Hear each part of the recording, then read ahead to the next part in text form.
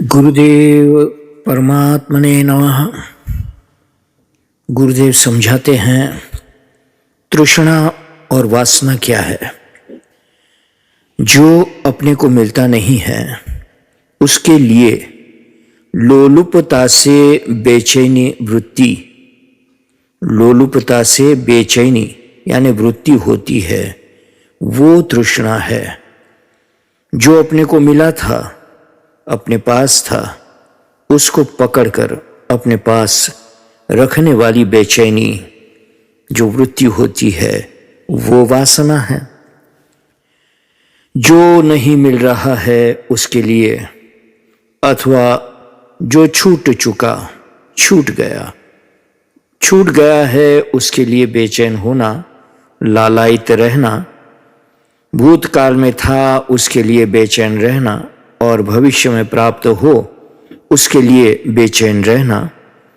इन दो प्रकार की बेचैनी में रहकर वर्तमान समय बिता देना, ये साधारण जनों का जीवन क्रम है।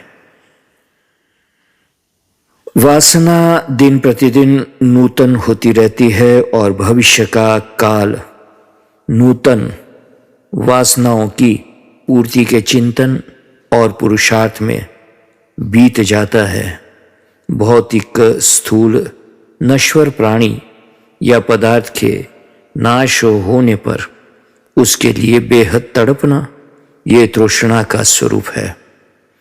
तो होता ये है कि तृष्णा की तड़पन और वासना की लोलुपता दोनों की झपट में मनुष्य का वर्तमान काल बीत रहा है। इसमें मनुष्य दुखी बेचैन होकर मारा इधर से उधर, उधर से इधर दौड़ता रहता है और इसी में जीवन काल समाप्त हो जाता है। स्थायी रहने वाला कोई अवलंबन उसे मिलता नहीं है, सपोर्ट मिलता नहीं है जो परमानेंट और स्थिर हो। तब तक इसी तरह कई जीवन काल ऐसे ही बीत जाते हैं। जो शाश्वत सनातन सुखदायी सत तत्व है, सत्य है, उसी के एकमात्र अवलंबन से ही मनुष्य का जीवन क्रमशः सार्थक होता हुआ सच्चिदानंद स्वरूप हो जाता है। अर्थात मनुष्य तभी कृतकृत्य होकर आत्मस्वरूप में अवस्थित होता है। जीव मात्र सुख चाहता है। सुख प्राप्ति के लिए ही संसार में सारी चहल पहल है। मनुष्य का मन सुख के लिए सतत छटपटाता रहता है, लौकिक पदार्थों में सुख ढूंढता है, परंतु या तो वो पदार्थ नष्ट हो जाता है या वही पदार्थ पूर्ववत सुखदाता नहीं रहता। इसी से सिद्ध होता है कि मनुष्य ऐसा सुख और आनंद चाहता है जो चिरकाल पर्यंत बना रहे, और ऐसा सुख उस भूमा से ही प्राप्त हो सकता है। भूमा माने चेतन तत्व की दिव्यता।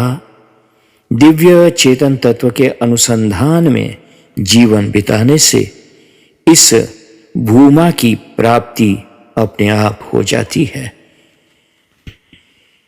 ज्ञान क्या है? समस्त नश्वर प्राणी पदार्थों के अधिष्ठान को जानना, ये ज्ञान है। ज्ञान पूर्वक जीवन वही है जो चेतन तत्व की दिव्यता से झिलमिला उठा है। अर्थात देह, वस्तु, पदार्थ आदि जड़ के प्रति अनासक्त भाव से रहता हुआ उन्हीं से दिव्यता साध्य करके दिव्य चेतन से संलग्न बना रहे, वही ज्ञानी है, वही भक्त है। इसी बीच एक संत ने पूछा, यो वै भूमा सुखम तदमृतम, इसका क्रम क्या है? गुरुदेव कहते हैं, मेरे लिए तो सीधा साधा सरल मुझे प्राप्त हो गया है, और वो है श्री राम जी की शरणागति। जो कुछ हो राम जी मेरे हितु है, रक्षक है, बस। उस संत ने आगे पूछा कि मार्गदर्शन दीजिए। तो गुरुदेव कहते हैं, मैं बराबर कर रहा हूं, कह रहा हूं अखंड सुख तो नित्य वस्तु में ही है, और नित्य तो भगवान ही है, पर ब्रह्म परमात्मा ही नित्य है।